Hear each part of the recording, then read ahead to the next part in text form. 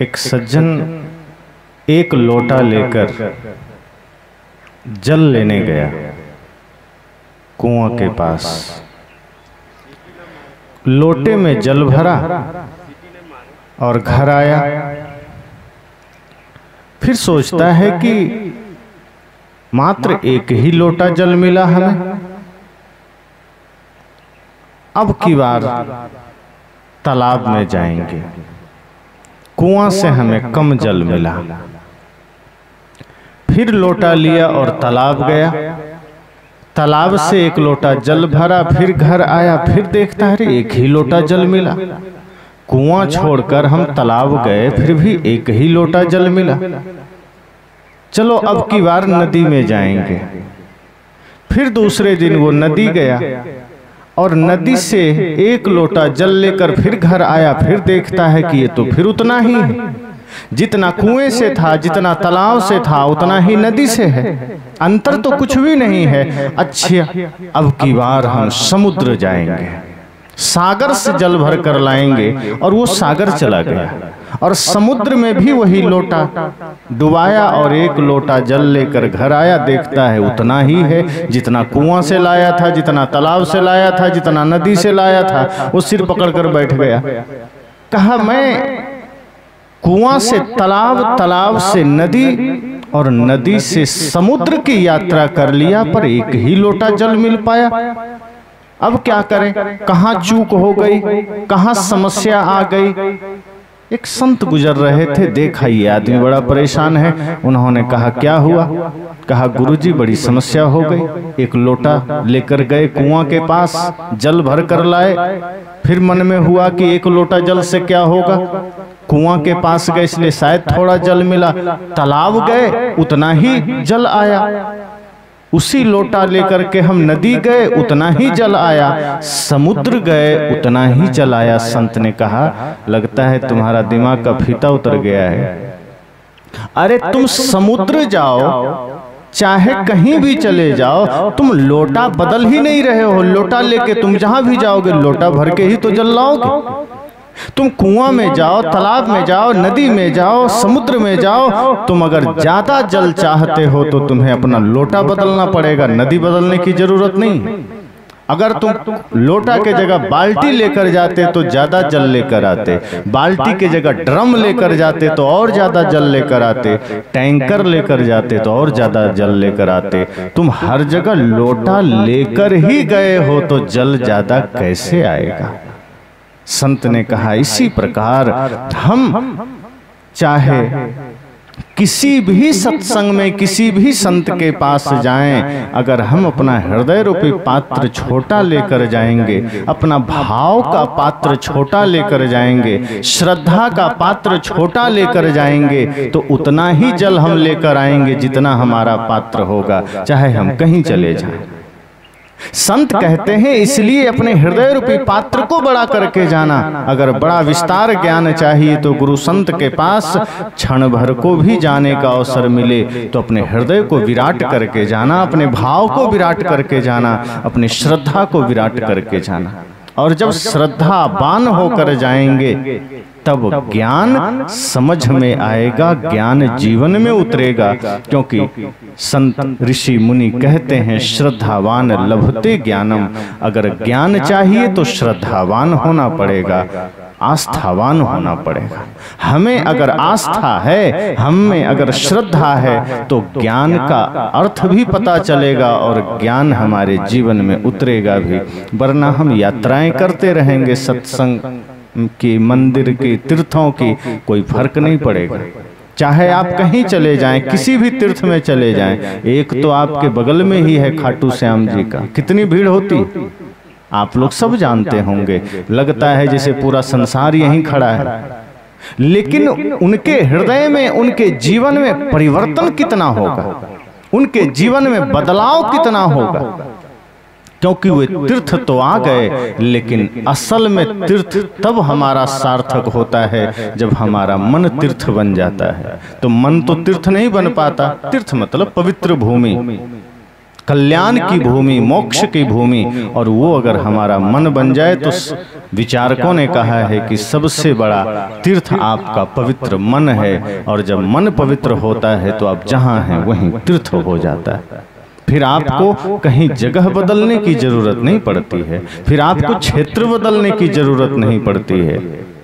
अब जैसे किसी की आंखें ठीक है, मान लीजिए कोई आदमी अंधा है, अब यहाँ इस क्षेत्र में रहता है, वो सोकर उठा, सुबह सूर्योदय हुआ, अब वो लोगों से कहता है कि मैं तो उठा हूं लेकिन अभी भी अंधेरा है, दिख नहीं रहा है। तो किसी ने कहा कि सूर्योदय तो हो चुका है, 7 बज गए, 8 बज गए, 9, 10, 11, 12 भी बज गए। वो आदमी कहता है कितने झूठे लोग हो, सूर्योदय होता तो मुझे दिखाई नहीं देता क्या? कहा अरे भाई तुम्हारी आंख ठीक नहीं है। कहा बस बस ज्यादा बोलना मत, मेरी आंख ठीक है, ये गांव के लोग पापी हैं इसीलिए सूरज यहाँ दर्शन देना बंद कर दिया है, मैं ये गांव छोड़ रहा हूँ। और उसने वो गांव छोड़ा और चला गया दिल्ली की, शायद राजधानी में कुछ मामला ठीक रहे कि राजधानी जाएं तो शायद दिखाई दे जाए। अब वो राजधानी दिल्ली गया, वहां सुबह उठकर देखा वही अंधेरा, वही घनघोर अंधियारी। उसे लगा कि लगता है भारत के सब भ्रष्ट लोग दिल्ली आ गए, इसलिए दिल्ली में भी सूरज दर्शन देना बंद कर दिया। अब तो दुबई जाना पड़ेगा। दुबई गया, वहां भी सो कर सुबह उठा, देखता है अंधेरा। अब सोचता है, लगता है पूरा धरती पाप से भर गई है, सूरज दिखना ही बंद हो गया। अब लास्ट चांस है, अमेरिका भी देख ही लेते हैं, शायद वहां सूरज दिख जाए, विकसित देश है। वहां गया, सुबह उठा, वहां भी अंधेरा। अब वो परेशान होकर वापस मानो भारत आया, परेशान है, कह रहा है पूरी धरती पाप से भर गई है, पूरी धरती बर्बाद हो गई है, सारे लोग भ्रष्ट हो गए हैं, अब धरती पर सूरज ने दिखना बंद कर दिया, अब हम क्या करें, अब कहाँ जाएं? तो किसी ने देखा कि ये आदमी तो अंधा मालूम पड़ता है, गाली किसको दे रहा है? कहा क्यों गाली दे रहे हो? कहा धरती पाप से भर गई है और मुझे सूरज नहीं दिख रहा, इसका मतलब सूरज ने दिखना बंद कर दिया, सूरज ने उदय होना बंद कर दिया। तब संत ने कहा कि लगता है ये आदमी अंधा है, और अंधे को उपदेश नहीं दिया जाता है, अंधे का उपचार किया जाता है। अब अंधे को अगर उपदेश दे दो तो क्या उपदेश देंगे? प्रकाश है, सूरज है, क्या समझेगा वो? आप लोग तो एक कथा सुनते ही हैं, टेढ़ी खीर।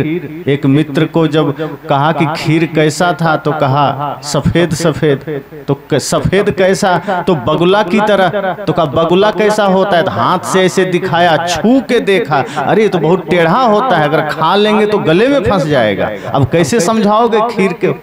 अंधे को समझाया नहीं जाता। उसने उदाहरण दिया, बगुले की तरह सफेद होता है, उसे लगा कि सच में ये बगुला ही होता है।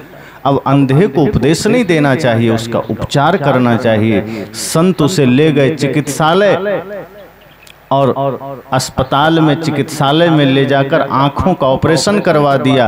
आंख ठीक हो गई, और जब उठा तो सूर्योदय को भी देखा, दिन को भी देखा। वो नाचने लगा, कहा लगता है अब सूरज ठीक हो गया, धरती पर लौट आया। संत ने कहा अरे बेवकूफ, सूरज तो सदा से धरती पर था, प्रतिदिन वो उदय होता था, प्रतिदिन लोगों को दिखता था। समस्या तुम्हारी आंखों में थी, तुम आंख से अंधे थे, मैंने तुम्हारा उपचार करवा दिया, इसलिए अब जहां तुम हो वहीं सूर्योदय है, जहां तुम हो वहीं दिन है, उजाला है। इसी तरह से अगर हमारी आंखें ठीक है, अगर हमारा मन ठीक है, हम जहां हैं वहीं तीर्थ है, जहां हैं वहीं परमात्मा है। अगर आंख ठीक है तो घर में भी भगवान दिख सकते हैं, और आंख ठीक नहीं है तो मंदिर में भी दिखेगा नहीं दिखेगा। अगर हमारी विवेक की आंख ठीक है, हमारे भीतर विचार की आंख ठीक है, तो माता पिता गुरु में भी भगवान दिखेंगे। और यदि हम अंधे हैं तो घर क्या, मंदिर क्या, हम जितने भी महापुरुष हैं, भगवान हैं, उनके जन्मस्थली भी चले जाएं तो हमें भगवान नहीं दिखेंगे। और नहीं दिखने का प्रमाण यही है कि जिसे मंदिर में भगवान दिखा और माता पिता में न दिखा, समझ जाइए उसे मंदिर में भी न दिखा। अगर मंदिर में दिखा मतलब यहाँ भी दिखा, और यहाँ नहीं दिखा मतलब मंदिर में भी नहीं दिखा। तो संत ने कहा कि आपका भाव कैसा है, आपकी पात्रता कैसी है, आपकी श्रद्धा कैसी है। आप अगर अपनी श्रद्धा के पात्र विस्तार करके, विशाल करके जाएंगे तो ज्ञान आपको मिलेगा, सत्संग आपको मिलेगा।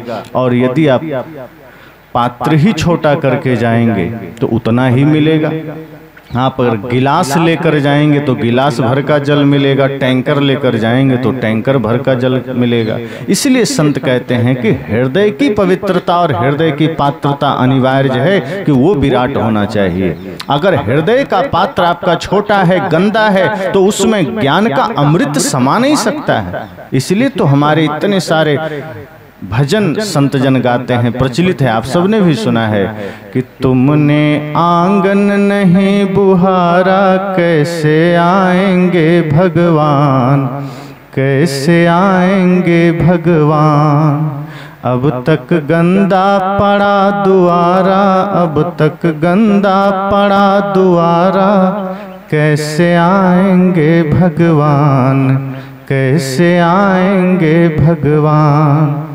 कहा तुमने आंगन नहीं बुहारा, तो क्या इसमें बाहर के आंगन बुहारने की बात है कि चलो बाहर में झाड़ू लगा दिया भगवान आ जाएंगे?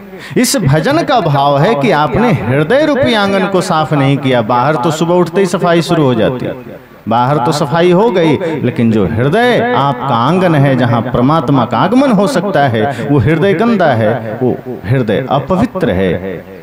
इसलिए पहले हृदय की शुद्धता जरूरी है, हृदय पावन हो, और उसका तार मन से जुड़ा है। मन के बारे में आप विस्तृत चर्चा हमारे श्रद्धेय संत श्री अनिल साहब जी से सुन रहे थे कि मन ही आपके जीवन की समस्या है, उसी और वही समाधान भी है। अगर उसको साध लिया, उसको देख लिया, तो जीवन के सारी समस्याएं ठीक हो सकती है। तो बात यहाँ वही है कि पात्रता आपकी जैसी होगी, आप उस दिशा में चलेंगे। अगर पात्र सही है, शुद्ध है, तो ज्ञान उसमें भरेगा। पात्र गंदा है तो कचरा उसमें भरेगा। अब हम पर निर्भर है कि हम क्या भरना चाहते हैं। जैसे आजकल शहर में जगह जगह कचड़े का डिब्बा रखा जाता है, उसमें लिखा जाता है कृपया हमारा प्रयोग करें। कचड़े का डिब्बे में लिखा होता है कि कृपया कचरा यहाँ डालें, और कई जगह तो दो दो डिब्बे डाले जाते हैं, गीला कचरा इसमें, सूखा कचरा इसमें, एक एक में अलग अलग रखा जाता है। तो वो बाहर कचड़े डालने के लिए डिब्बे रखे गए, और हमने दुनिया भर का कचरा अपने दिमाग में डालना शुरू कर दिया। हमने कोई डिब्बा ही नहीं रखा। जिस दिमाग में अच्छाई डालना था वहां हमने कचड़े डालने लगे। बाहर की गंदगी को डालने का ध्यान है, हम बाहर डाल आते हैं, लेकिन जो निंदा का कचरा है, ईर्ष्या द्वेष का कचरा है, बुराई का कचरा है, या गलत दृश्य का, गलत शब्द का कचरा है, जो हम आंखों से या कान से या नाक से या मुख से ग्रहण करते हैं, वो सारे कचरे हमने दिमाग में या शरीर में डालना शुरू कर दिया। नशा मुख में डालना शुरू कर दिया। इस तरह से धीरे धीरे धीरे धीरे हमने अपने हृदय को, अपने मन को, अपने जीवन को गंदा कर दिया। और जब जीवन गंदा हो गया, मन गंदा हो गया, तो चारों ओर माया, मोह, ममता, आसक्ति का एक ऐसा घर निर्मित हो गया कि जिसमें हम बैठ गए और दिन रात दुखी हैं। किसी से पूछो सुख है जीवन में, तो आदमी कहता है नहीं महाराज बहुत दुख है जीवन में। जिसके पास पैसा नहीं है वो भी कहता है, जिसके पास है वो भी कहता है।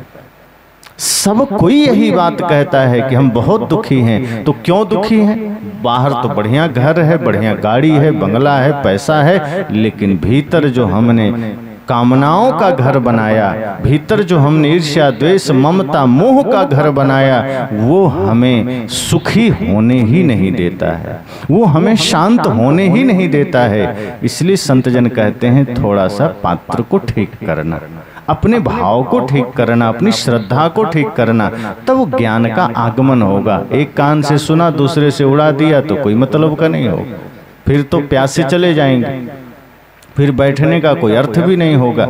सदैव ये चेष्टा करिए कि उम्र कम है, परिवर्तन हमें चाहिए, समय कम है, जीवन कम है, पता नहीं कब मृत्यु सामने खड़ी हो और हम कल पर टाल रहे हैं। हम प्रतीक्षा में हैं, इंतजार में हैं। हमें आज अभी इसी समय जागृति के लिए, परिवर्तन के लिए, अपने भीतर बदलाव के लिए तत्पर होना चाहिए। इसलिए सदगुरु कबीर बाजार में खड़े होकर कहते हैं, कबीर खड़ा बाजार में लिए लुकाठी हाथ, जो घर जा रहे अपना चले हमारे साथ। जब कबीर साहब ने ऐसा कहा तो दो चार लड़के आ गए, कहा कबीर साहब हम भी अपना घर जला देंगे, हम भी आपके साथ चलेंगे। कबीर साहब ने कहा अपना घर जला पाओगे? कहा बिल्कुल जला देंगे। वो मसाल लिया, दौड़ा अपनी झोपड़ी के तरफ, झोपड़ी में आग लगा के दौड़ के आया, कहा लगा दिया घर में आग। कहा अरे घर में? कौन सा घर में? कहा जिस झोपड़ी में हम रहते थे उसमें आग लगा दिए। कबीर साहब ने कहा नादान, वो उसमें आग नहीं लगाना था, वो तुम्हारे बंधन का कारण नहीं है, वो तुम्हारे दुख का कारण नहीं है। कहा तब? कहा इसलिए तो पूरी बात सुन के जाना था, आधा सुन के तुम घर में ही आग लगा दी। तो कहा किसमें लगाना था? कहा ये जो तुमने भीतर ममता का घर बना रखा है, ये जो भीतर तुमने मोह का घर बना रखा है, ये जो विकारों का महल तुमने खड़ा कर रखा है, उसे जलाना था। कबीर खड़ा बाजार में, कहते मैं तो इसलिए खड़ा हूं और तुम पूरी बात सुने नहीं, बस आग लगाना है। कहां? घर में। भागे, घर में मसाल लगा दिया। कहा ये आग जो ज्ञान की आग है इसे लगाना है, ये बाहर की आग नहीं लगाना। बाहर की आग तो कहीं लगी हो तो बुझा देना। बाहर की आग अगर किसी के घर द्वार मकान में लग जाए तो पानी डाल के आना, लेकिन अपने भीतर जो आग लगी है उस आग को ज्ञान से बुझाना भी है, और जो ममता का घर बना है उसे जलाना भी है। जो क्रोध की आग भीतर जल रही है, जो काम की आग जल रही है, उस आग को ज्ञान से बुझा भी देना है, और उसी ज्ञान के प्रकाश से, ज्ञान की अग्नि से ये जो हमने तमाम बंधन, मोह, ममता, प्रपंच का घर निर्मित किया है उसे जला भी देना है। तब साहब कहते हैं चले हमारे साथ, फिर वो मेरा सहयात्री बन सकता है, वो मेरा साथी बन सकता है। सदगुरु तो सदैव निमंत्रण देते हैं कि आप भी सुख के मार्ग का मार्गी बन सकते हैं, पथिक बन सकते हैं। आनंद मार्ग का आप भी पथिक बन सकते हैं, लेकिन उसके लिए अपने ममता के घर को जलाना पड़ेगा। उसके लिए आपको मोह को हटाना पड़ेगा, अहंकार को मिटाना पड़ेगा। और एक बात और ध्यान रखना, सदगुरु कबीर कहते भी कि जब आप संत दर्शन को जाओ और सत्संग में जाओ, तो अगर शुद्ध भाव से आपका जाना हो गया, पवित्र मन से जाना हो गया, तो सत्संग में जाने मात्र से करोड़ों यज्ञ का पुण्य मिल जाता है। अगर आप निर्मल मन से आए हैं, अहंकार छोड़कर आए हैं, तो आपका उठा हुआ एक एक कदम करोड़ों यज्ञ से बड़ा हो सकता है। लेकिन शर्त यही है, सदगुरु कबीर कहते हैं, संत दरस को जाइए तजी माया अभिमान, कि जाना संत दर्शन को, सत्संग को, लेकिन माया, ममता, मोह, अहंकार छोड़कर जाना। तो लोगों ने कहा सदगुरु देव जी, अगर हम माया छोड़ देंगे, अहंकार छोड़ देंगे, परिणाम क्या होगा? साहब ने कहा ज्यों ज्यों पग आगे धरे कोटिन यज्ञ समान। तुम जैसे जैसे संत के निकट जाओगे, जैसे जैसे सत्संग के निकट जाओगे, करोड़ों यज्ञ के समान तुम्हारा हर कदम हो सकता है। सोचो कितना सरल बात है, पर सरल बात ही जल्दी हमसे नहीं होता। आदमी सरल काम नहीं कर पाता, कठिन करने के लिए दौड़ता है। कोई गाली दिया, उसको जवाब न देना बहुत सरल है, बल्कि गाली देना कठिन है, लेकिन न देना किसी से हो पाता है? किसी ने आलोचना किया, आप चुप रहिए, चुप रहना बहुत सरल है, लेकिन चुप रहा जाता है? एक आदमी ने कहा कि हम कमजोर थोड़े हैं जो चुप रहेंगे, किसी ने गाली दिया तो हम भी गोली देंगे। साहब कहते हैं नहीं, आप सोचते हैं कि किसी ने गाली दिया, आपकी निंदा किया, आलोचना किया, और आप भी जवाब दे दिए तो आप वीर हो गए। साहब कहते हैं नहीं, आप एक नंबर के कायर हैं अगर आप जवाब देते हैं। अगर गाली का जवाब आप दे रहे हैं, निंदा का दे रहे हैं, हिंसा का दे रहे हैं, तो आप वीर नहीं हो सकते। वीर कौन है? बुद्ध वीर है, कबीर वीर है। भगवान बुद्ध को लोग गाली देते हैं, जवाब देते हैं? एक आदमी ने कहा लेकिन ये संभव कैसे है? अब कोई गाली देता है तो भीतर क्रोध आ जाता है, देना ही पड़ता है जवाब। ये संभव कैसे है? बुद्ध बहुत सरल रास्ता देते हैं कि आप ये मानते ही क्यों हो को गाली आपको छुएगी या आपको लगेगी, आपको स्पर्श करेगी। आप मान ही लेते हो कि गाली हमको दिया, हमको पकड़ लेगी गाली। अरे भाई, वो गाली उसने दिया, उसका काम उसके पास जो था वो किया। आपके पास क्या है? अगर आपके पास भी गाली है तो आप गाली दोगे, अगर आपके पास गीत है तो आप गीत देंगे। और फिर जो कोई आपको कुछ दे आप ना लो, ये सबसे सरल रास्ता है। आप ले भी लेते हो और बदले में फिर देते भी हो। अब ना लो, लौटा दो।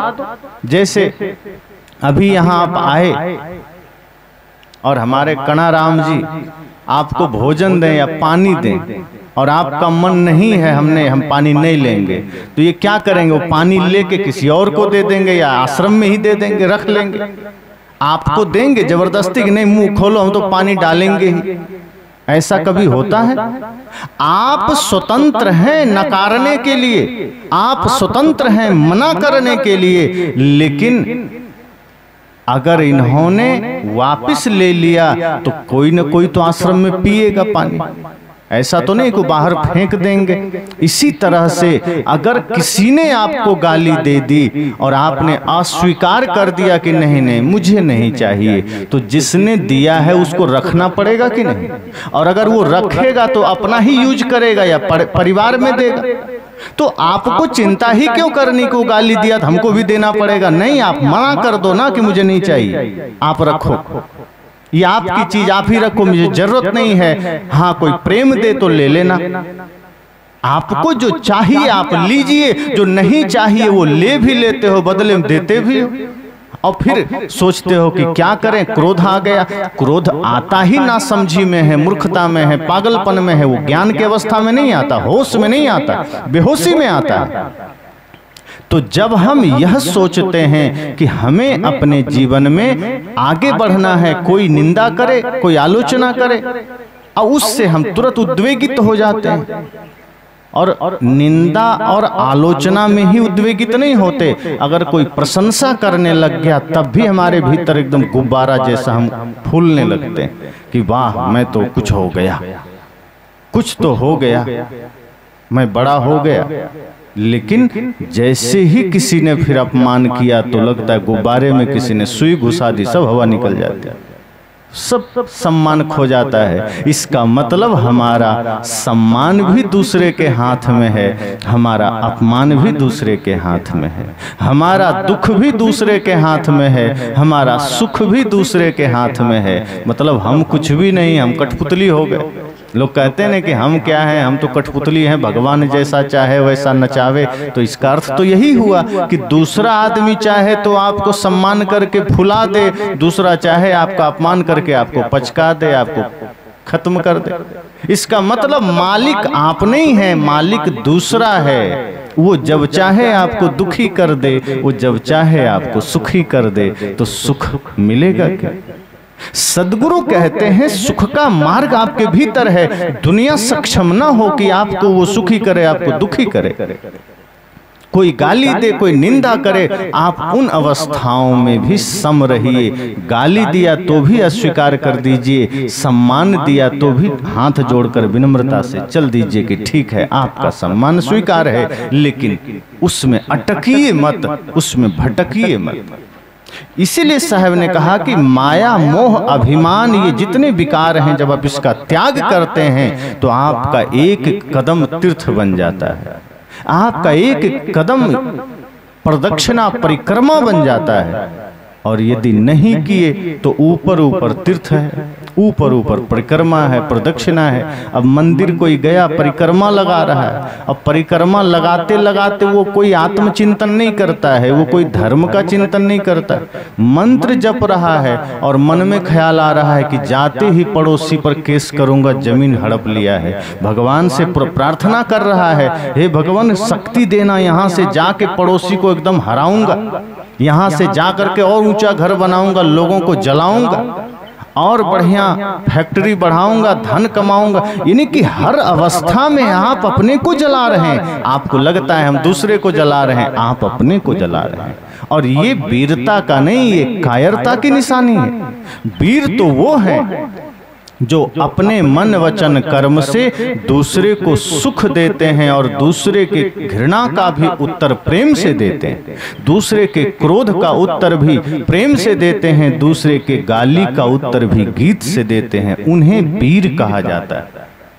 किसी ने आपको डांट दिया और आप सह नहीं पाए और आपने उससे ज्यादा आप उस पर गुस्सा कर दिए, तो ये वीरता की निशानी नहीं है।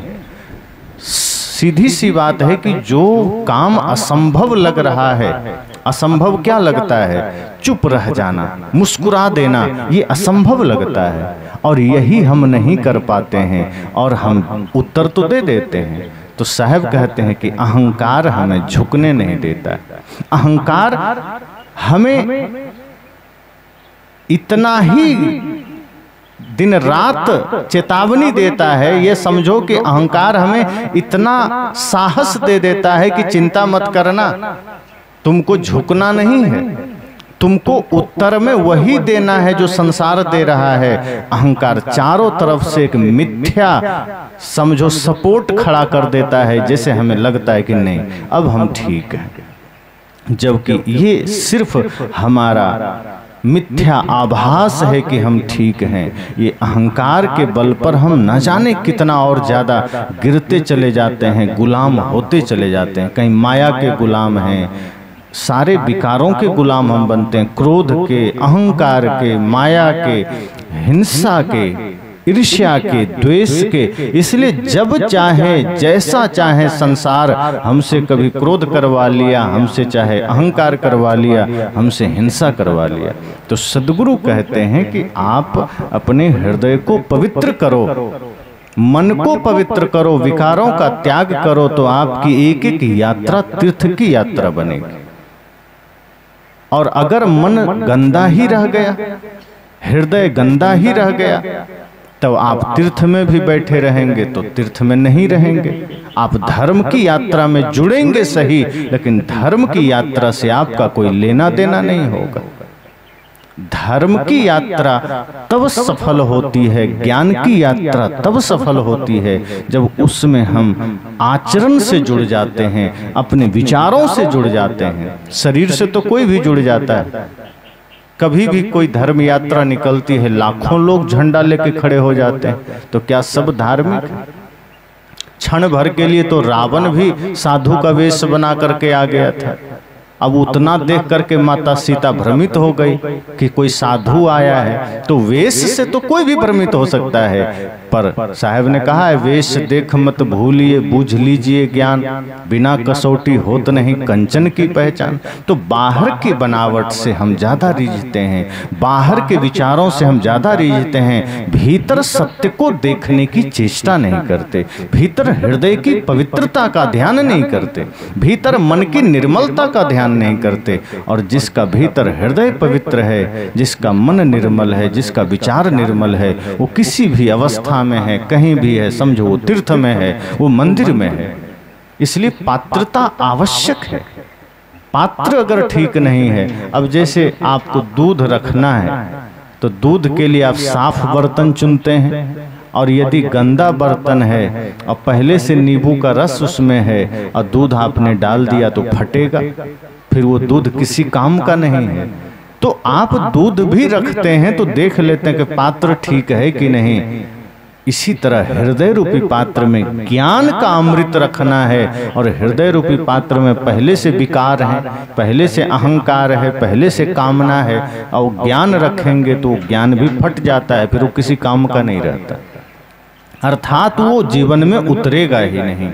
इसलिए साहब ने कहा कि सबसे पहली बात तो अपने अहंकार का, ममता का घर जलाना। वही बात साहब यहाँ कहते हैं कि संत दर्शन को जाना तो अहंकार छोड़ कर जाना। एक तरफ साहब कहते हैं अहंकार का, ममता का घर जलाना, मोह का घर जला देना। ये जो भी विकारों का तुमने इमारत खड़ी कर रखी है, इसका नाश कर देना। पर ऐसा हम नहीं करते। अपने जीवन में विकारों के, ममता के, मोह के घर का नाश नहीं करते, हम समाज में नाश करते हैं, हम दूसरे का नाश करते हैं। कभी हम बुरा बोल करके माँ का दिल दुखा दिए, कभी हम कड़वा बोल करके भाई से झगड़ा कर लिए, कभी हम झूठ बोल करके पिताजी से धोखा कर लिए। यही हमने अपने जीवन में चारों तरफ कचड़े का व्यवहार बना लिया। जहाँ देखो मन गंदा, विचार गंदा, आचरण गंदा, चिंतन गंदा, इस तरह सब कुछ गंदा होते होते होते हमारा पूरा जीवन समझो यही नरक बन जाता है। और इसी वजह से जीवन में शांति नहीं आती, और आदमी फिर शांति के लिए कहाँ जाता है? मंदिर में। फिर वो भटकता है। फिर कोई अगर फुटपाथ पर अंगूठी बेचने वाला भी मिल जाए तो वहां भी जाता है कि भैया बड़ा अशांत है जीवन, पैसा तो है, घर तो है, लेकिन जीवन में सुख नहीं है। अब वो अंगूठी बेचने वाला एकदम बैठा है कि हमारे यहाँ सब दुख का निवारण है, अगर ये अंगूठी पहन लेगा तो धन आ जाएगा, और दूसरा जो पत्थर है ये अगर पहन लेगा तो सुख आ जाएगा, रोग मिट जाएगा, पत्नी बात मानने लगेगी, पड़ोसी आपके कब्जे में आ जाएगा, माता पिता आपको तुरंत मालिक बना देंगे। इस तरह के तमाम अंगूठियां लेकर वो बेचारा फुटपाथ में एकदम झोला रखे बैठा है। अब आदमी को अगर कहते हैं ना तिनके का सहारा, डूबते को, अगर कोई डूब रहा हो और एक तिनका दिख जाए तो लगता है वाह मिल गया, कुछ तो मिल गया, अब हम बच जाएंगे। ऐसे ही जिस आदमी ने अपने मन के विकारों को ठीक नहीं किया, चारों तरफ ममता, मोह, अहंकार का घर बना लिया, वो आदमी फिर भीतर इतना दुखी रहता है, इतना परेशान रहता है कि सब तरफ सिर्फ उसे दुख ही दुख नजर आता है, और सब में अविश्वास करता है। पिताजी पर भी शक करेगा, पत्नी पर शक करेगा, माँ पर शक करेगा, भाई पर संदेह करेगा, पड़ोसी पर संदेह करेगा, जहां भी देखेगा संदेह की नजरों से देखेगा, संत को देखेगा तो संदेह करेगा, और फिर उसके जीवन में भयंकर दुख की यात्रा शुरू होती है। परेशान आदमी फुटपाथ पर जाकर के कहीं जड़ी बूटी खरीद रहा होता है, कहीं अंगूठी खरीद रहा होता है। अब अंगूठी बेचने वाला कहता है बिल्कुल चिंता मत करो, तुम्हारे घर को हम स्वर्ग बना देंगे। अब वो आदमी इतना लाचार है, वो प्रश्न भी क्या करेगा कि भैया तुम्हारे पास जब इतना सब अंगूठी है स्वर्ग बनाने वाला, तो तुम्हें को तिरपाल तान के रोड किनारे काहे बैठे, पीछे से कुत्ता भी देखो तुम्हें सामान लेके भाग रहा है, सुअर पीछे से घुस रहा है, तो जो तुम्हारे पास स्वर्ग बनाने का अंगूठी है तो पहले अपना घर तो बना ले। लेकिन लाचार आदमी वहां सिर पटक रहा है, और वो आदमी सिर्फ घर तक नहीं सीमित है, वो कहता है कि मेरा ये अंगूठी अगर तुम पहन लो तो साक्षात कुबेर का खजाना तुम्हारे घर में रहेगा।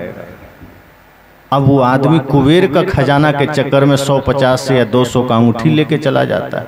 अब वो ये भी विवेक नहीं करता कि 100 रुपया के लिए दिन भर धूल फांक रहा है बेचारा बैठ के, अगर इसके पास कुबेर वाला कोई अंगूठी होता तो खुद ही 10 उंगली पहन लेता, ये कुबेर का खजाना अपने पास ले लेता, ये दूसरे को क्यों बांटता।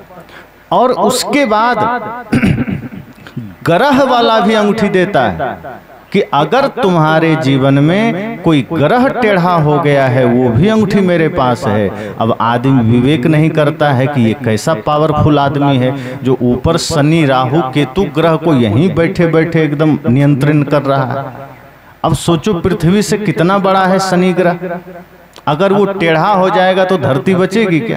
साइंस सब पढ़ते हैं, सब एजुकेटेड लोग हैं कि सोचो एक छोटा उल्का पिंड भी पृथ्वी के तरफ अगर निकट में आता है, वैज्ञानिक का होश उड़ जाता है, पता नहीं पृथ्वी का क्या होगा छोटा सा उल्का पिंड से।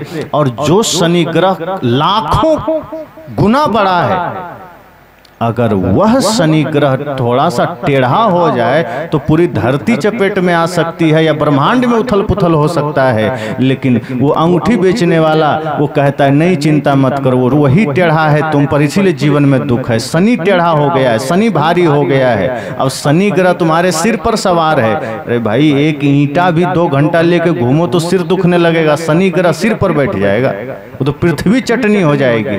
और गजब की बात है कि वो एक छोटा अंगूठी से शनि ग्रह सीधा कर देता है। हम तो कहते हैं कि शनि ग्रह तो छोड़ो, एक छोटा सा पत्थर का टुकड़ा बगल में रख दो और अंगूठी पहना के उसको पहले सीधा करके दिखाओ। अगर अंगूठी पहनने से एक पत्थर का टुकड़ा सीधा हो जाए या हिल भी जाए तो मैं मान लूंगा कि शनि ग्रह भी सीधा हो सकता है। तो अगर आकाश में ग्रह टेढ़ा हुआ वो यहाँ अंगूठी से सीधा होगा। लेकिन अंगूठी के दुकान पर भीड़ कितनी लगी है, सब कोई अंगूठी धारण कर रहे हैं, कोई शौक से भी पहनते हैं। यहाँ भी हमारे बहुत सज्जन पहने हुए हैं, लेकिन बहुत लोग ग्रह सीधा करने के लिए पहनते हैं, धन के लिए पहनते हैं, दुख दर्द मिटाने के लिए पहनते हैं। एक लड़का, एक बालक आया, मैं देखा उसके हाथ में अंगूठी, मैंने कहा ये क्या है? कहा हम पहनना नहीं चाहते थे, माताजी ने पहना दिया। उनको लग रहा था कि हम थोड़ा सा क्रोध करते हैं, अंगूठी पहनेंगे तो क्रोध ठीक हो जाएगा। मैंने कहा ठीक हुआ? कहा नहीं, अभी भी चिड़चिड़ापन बना हुआ है या अभी भी कुछ तकलीफें बनी हुई है। मैंने कहा अंगूठी से कैसे ठीक हो जाएगा? अंगूठी से कैसे होगा? थोड़ा विवेक तो लगाओ। अंगूठी क्या करेगा? अंगूठी क्या निकल करके आपके मुंह पर ऐसे पट्टी लगा देगा? मत बोलो, क्या करेगा? या अंगूठी शरीर में भले चलो कुछ कर देगा, धातु है तो धातु के स्पर्श से शरीर का कोई लाभ हो सकता है, मैं मानता हूं। मन का नियंत्रण कैसे होगा धातु से? मन का नियंत्रण तो ज्ञान से होगा, ध्यान से होगा, चिंतन से होगा। धातु से, चांदी सोना से, हीरा से, माणिक्य से शरीर को कोई परिवर्तन हो सकता है, स्वाभाविक है। प्रकृति का शरीर है, धातु भी प्रकृति का है, उससे संबंध रख करके धातु के स्पर्श से शरीर का कोई व्याधि मिट सकता है, मिटता भी है। जैसे एल्युमिनियम के बर्तन में आप खाते हैं तो तमाम रोग हो जाते हैं, और मिट्टी के या फिर कांसा, तांबा, चांदी, सोना के बर्तन में खाते हैं, बहुत रोग मिट जाते हैं। तो ये एक हो सकता है कि धातु से आपको कुछ शारीरिक लाभ हो जाए, पर मन की पीड़ा कैसे मिटेगी? जीवन का दुख कैसे मिटेगा? गरीबी कैसे मिट जाएगी? अक्सर मैं कहा भी करता हूं कि इन सब के बावजूद उनके पास जो लोग अंगूठी बेचने वाले हैं वो एक कछुआ वाला अंगूठी भी रखते हैं। और वो किस लिए होता है? धन बढ़ाने के लिए, कि अगर कोई गरीब है और कछुआ वाला अंगूठी पहन लेगा तो धनी हो जाएगा।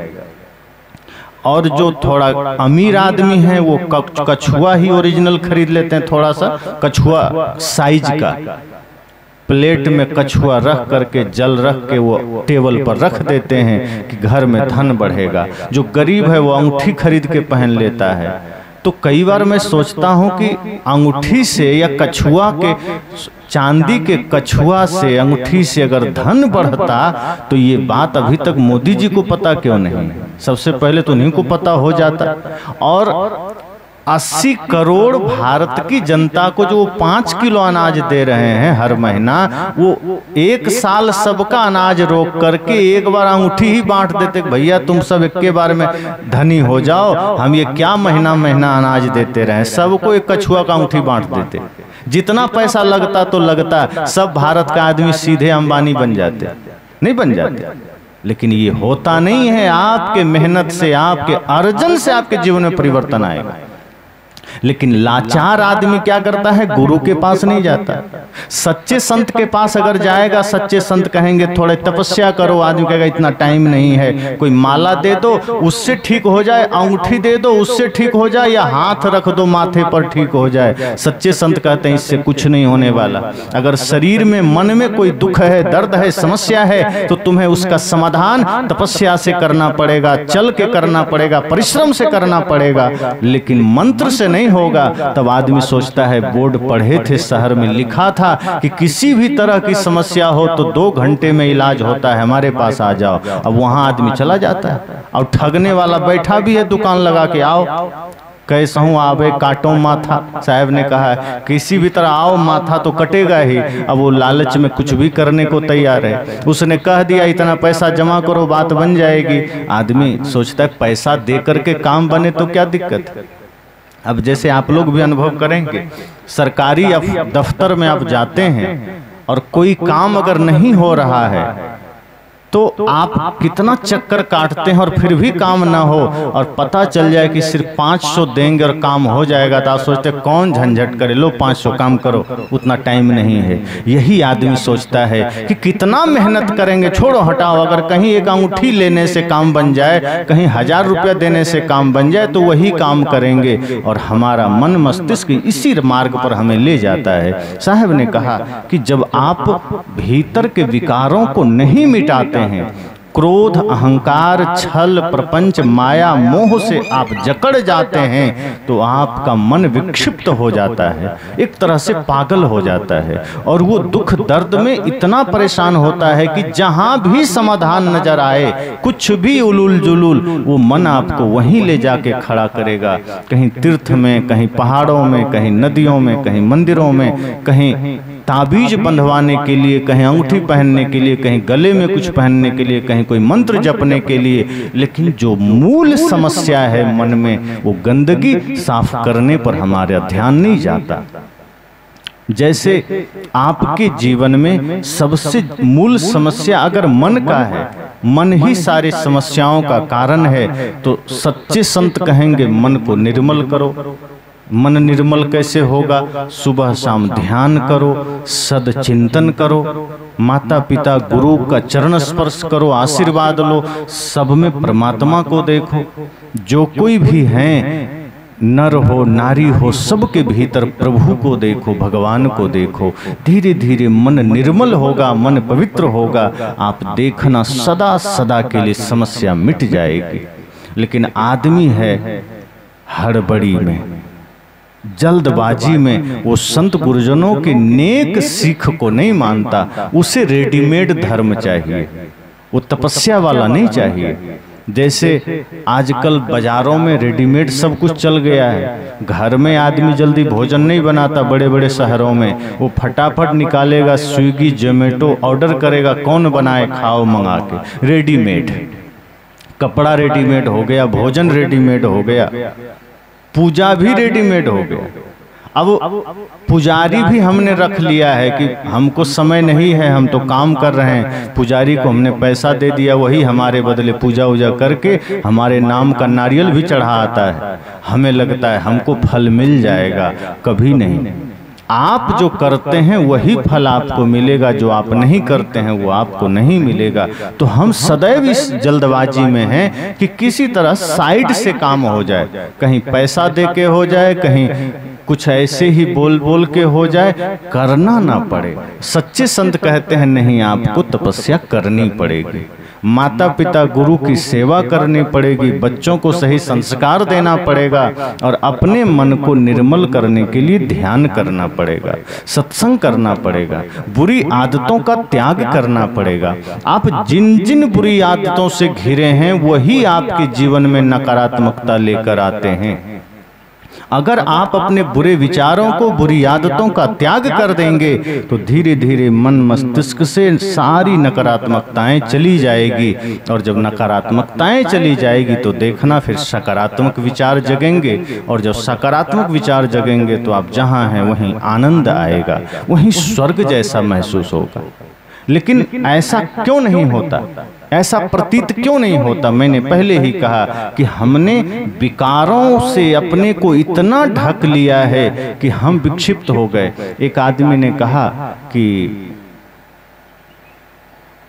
बिहार की ही बात है कि एक लड़की थी, बहुत गुमसुम रहती थी, शांत, कुछ बोलती नहीं थी, और अचानक एक दिन वो नाचने लगी, चिल्लाने लगी, पागलों जैसा करने लगी, और किसी ने कहा इस पर भूत आ गया।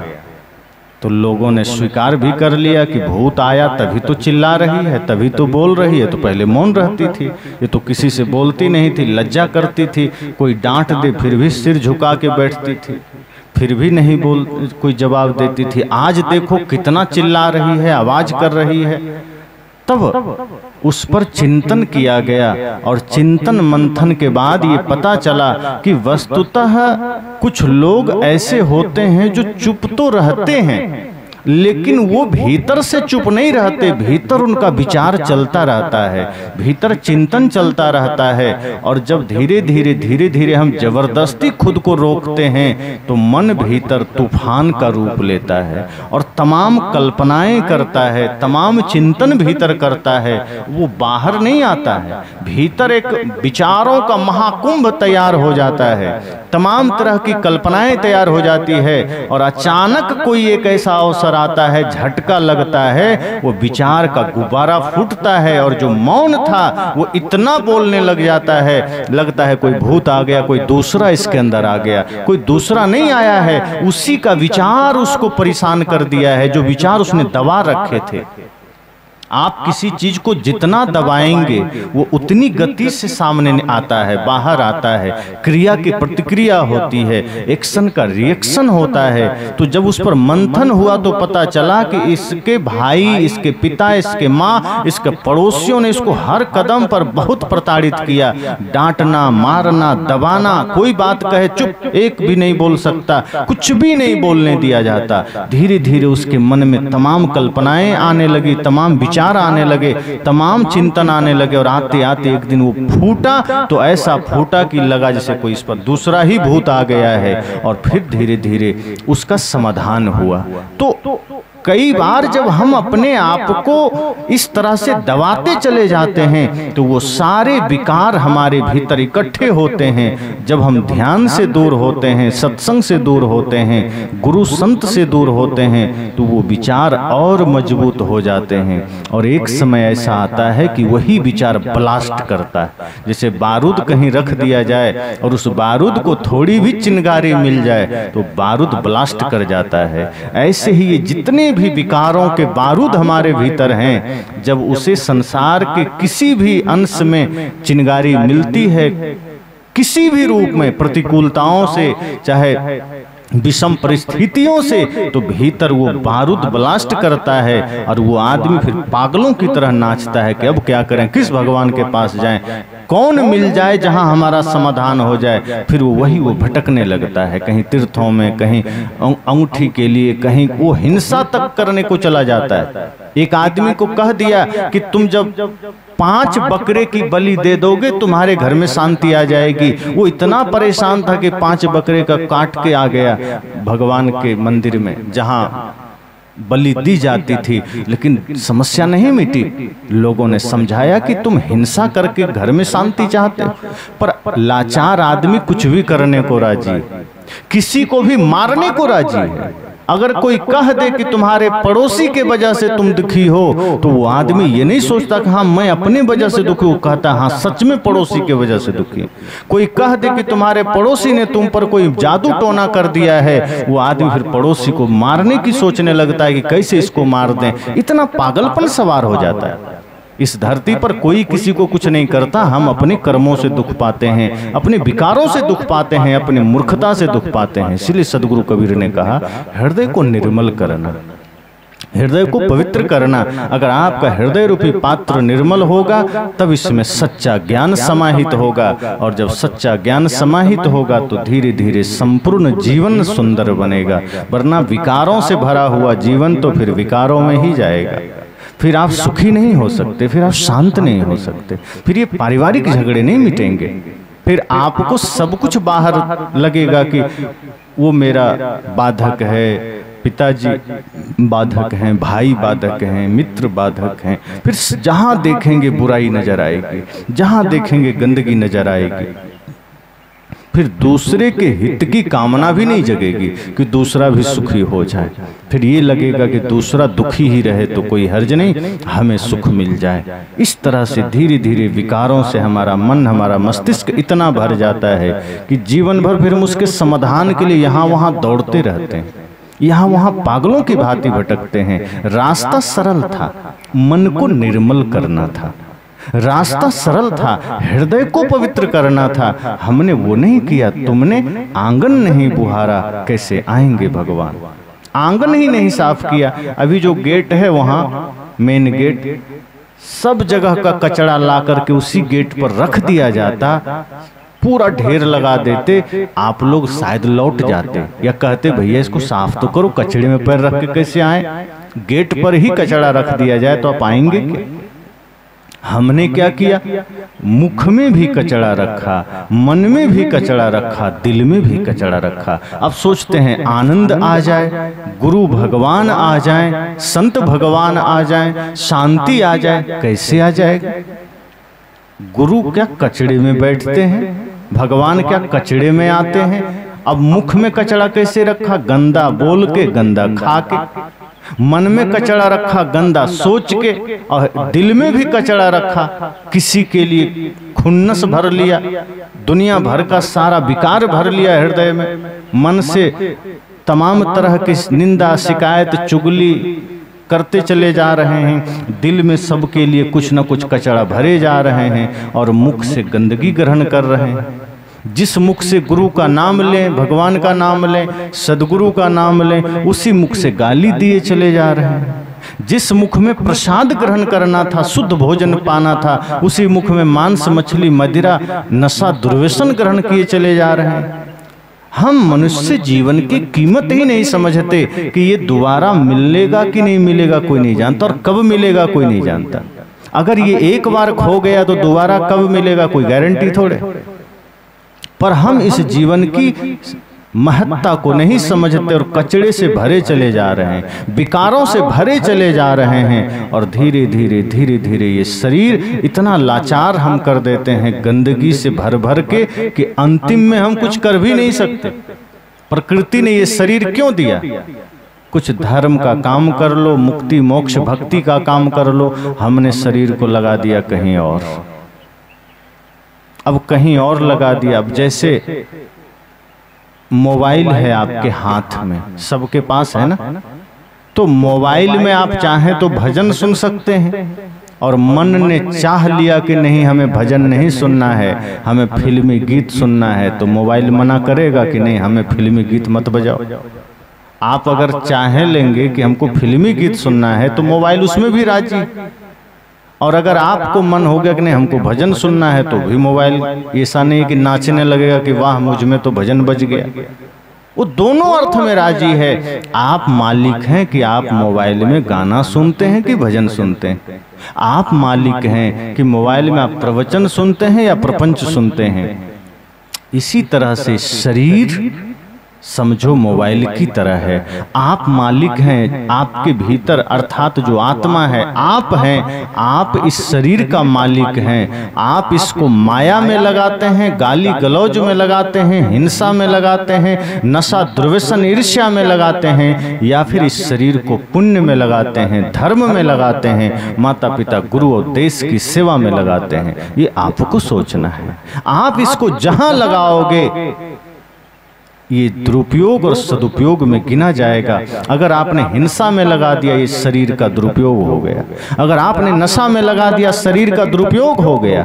अगर आपने इसे निंदा शिकायत चुगली में लगा दिया ये शरीर का दुरुपयोग हो गया। और यदि आपने इस शरीर को प्रेम में, सत्य में, सेवा में, राष्ट्र सेवा में, माता पिता गुरु की सेवा में लगा दिया, शुद्धता में लगा दिया, ये शरीर का सदुपयोग हो गया। अब आप तय करो कि आपको शरीर को कहाँ लगाना है। अगर शरीर को गंदगी में लगाया तो शरीर पाने का कोई अर्थ नहीं रहा। शरीर फिर एक दिन छूटना तो तय है, छूटेगा ही। कोई भी कह सकता है कि हम गारंटी कार्ड लेकर आए हैं कि नहीं जाएंगे यहाँ से। आप मोबाइल खरीदें, मोबाइल तो क्या एक छोटा सा भी कोई संसार में वस्तु आप खरीदें तो उसका एक कार्ड मिल जाता है कि 6 महीना, साल भर, 5 साल, 10 साल की गारंटी है। इतना दिन में कुछ हो गया तो दूसरा मिल जाएगा। पर हम लोग शरीर लेकर धरती पर आए तो कोई पर्चा साथ लेकर आए थे कि हाँ अगर 10 साल 20 साल में कुछ हो गया तो दूसरा शरीर मिल जाएगा। कोई गारंटी नहीं है। जो शरीर संसार, जिस शरीर से हमने संसार की सारी वस्तुएं बनाई उसी शरीर की कोई गारंटी नहीं है। जिस शरीर के लिए हमने संसार में सारी व्यवस्थाएं खड़ी की उसी शरीर की कोई गारंटी नहीं है। और उस शरीर से फिर भी हम पाप किए चले जा रहे हैं। जब ये पता ही नहीं है कि शरीर कितना दिन पास में है, फिर इससे गलत काम क्यों करना। हिंसा के मार्ग में, ईर्ष्या द्वेष के मार्ग में, निंदा शिकायत के मार्ग में शरीर को क्यों लगाना? लगाना है तो प्रेम के मार्ग में लगाओ, लगाना है तो सत्य के मार्ग में लगाओ। इस शरीर आपका नहीं है, ये घर है मात्र। प्रकृति कब आपसे छीन ले कोई नहीं जानता, इसलिए शरीर को लगाना है पवित्रता में लगाना, भक्ति में लगाना, सेवा में लगाना। और जब सेवा भक्ति प्रेम में शरीर को आप लगाओगे तब शरीर का सदुपयोग होगा, और तब इसी शरीर से जो आपने करना था समझो वो काम हो गया। धर्म का फिर फल आपको मिलेगा, पुण्य का फल मिलेगा। यही करने ये जीवन मिला है। तो मैंने कहा कि शरीर में हम सब आए तो यह ध्यान रखना कि हमारा हृदय निर्मल हो सके, क्योंकि जब हृदय रूपी पात्र निर्मल होगा और विशाल होगा तो उतना ही ज्ञान इसमें समाएगा, उतना ही सत्य समाएगा। और यदि हृदय ही गंदा हो गया, हमारा पात्र ही छोटा हो गया, तो फिर हम सत्संग में भी जाएंगे, सत्संग की गंगा में जाएं चाहे सत्संग की सागर में जाएं, हम उतना ही लेकर आएंगे। और लेके भी कहाँ आते हैं? नदी से तो चलो फिर भी उस आदमी ने एक लोटा जल लेकर घर पहुंचा, एक लोटा में, लेकिन हम तो सत्संग में जाते हैं तो खाली ही चले आते हैं। हम सत्संग में जाते हैं तो सत्य लेकर नहीं आते हैं, सत्संग लेकर नहीं आते हैं, ज्ञान लेकर नहीं आते हैं। कई लोग तो क्या करते हैं, बहुत जगह जहाँ बड़े बड़े सत्संग होते हैं, सत्संग में भी जाते हैं तो जूता चप्पल बदल के चले आते हैं। वो वहाँ भी ज्ञान सीखने नहीं जाते हैं। वो वहाँ भी गए तो किसी का नया चप्पल देखे तो अपना पुराना छोड़े, नया पहन के चल दिए। ऐसे लोग इसी फिराक में रहते हैं कि सत्संग में जाएंगे तो हमको साल में अगर 2-4 सत्संग कर लिया तो हमारा जूता चप्पल कभी पुराना नहीं होगा, नया ही रहेगा, क्योंकि वो हमेशा बदलते रहता है। जहाँ गया बदला चले गए, मंदिर गया वहाँ भी दूसरे का पहना चल दिया। तो सत्संग में आएंगे और अगर मन गंदा है, हमारा चित्त एकाग्र नहीं है, हमारा लक्ष्य पक्का नहीं है, हम सजग नहीं हैं, तो सत्संग में भी जाएंगे तो क्या मिलेगा? कुछ गंदा ही करके लौटेंगे, खाली ही चले जाएंगे, कुछ बुराई ही लाद कर चले जाएंगे। लेकिन अगर हमारा लक्ष्य पक्का है कि नहीं, हम सत्संग में आए हैं, यह मन का अस्पताल है। जैसे शरीर रोगी हो तो बाहर के अस्पताल में हम ठीक होकर लौटते हैं, इसी तरह से यह मन का अस्पताल है। और मन में जो रोग है, मन में जो बीमारी है, वो इसी सत्संग रूपी अस्पताल में ठीक होगा। यहाँ गुरु रूपी डॉक्टर के पास अपने मन को, अपने जीवन को, अपने तन को समर्पित कर दीजिए। और जब गुरु ज्ञान के द्वारा हमारे भीतर के जो विकार हैं, जो नासूर बन गए हैं, जो घाव है, धीरे धीरे ऑपरेशन करके उस सारे विकार को निकाल देते हैं। थोड़ा सहना पड़ेगा, जैसे शरीर में फोड़ा हो जाए और डॉक्टर ऑपरेशन करने लगे और आप भाग जाएं तो फोड़ा बना रह जाएगा। इसी तरह गुरु संत हमारे मन की पीड़ा को भी ऑपरेशन करके खत्म करते हैं। अपने भीतर जो कचड़े जम गए हैं, क्रोध के, ईर्ष्या के, द्वेष के, छल के, प्रपंच के, नफरत के, संत गुरुजन ऑपरेशन करके उन्हें निकाल देते हैं। तो इसके लिए हम सब तैयार रहें, सदैव जीवन में प्रयासरत रहें। मैंने 2-3 बातें कही कि आपकी पात्रता कितनी है और शुद्ध है या नहीं, इस पर निर्भर करता है कि ज्ञान का जल आप कितना लेकर जाएंगे। और साथ साथ जब मन निर्मल होगा, हृदय पवित्र होगा, तब ये जितने भी माया मोह दुश्मन बन करके आपके साथ रह रहा था, दुश्मन की तरह, हालांकि आप उसे मित्र समझ रहे थे, क्रोध को, छल को मित्र समझ रहे थे, ईर्ष्या को मित्र समझ रहे थे, पर था वो दुश्मन, इसलिए तो नुकसान कर रहा था। लेकिन जब ज्ञान समझ में आ जाएगा, सत्संग हृदय में उतर जाएगा, तो अपने ये सारे अहंकार की सेना को, विकार की सेना को, छल कपट की सेना को आप पहचान लेंगे कि ये हमारे भले के लिए नहीं है, ये हमें नरक में डुबाने के लिए है। फिर आप उसका त्याग कर देंगे। और धीरे धीरे जब मन निर्मल है, हृदय निर्मल है, तो जीवन में सदैव शांति है, सुख है, समृद्धि है। इसी मंगल कामना के साथ वाणी को विराम। बोलिए सद्गुरु।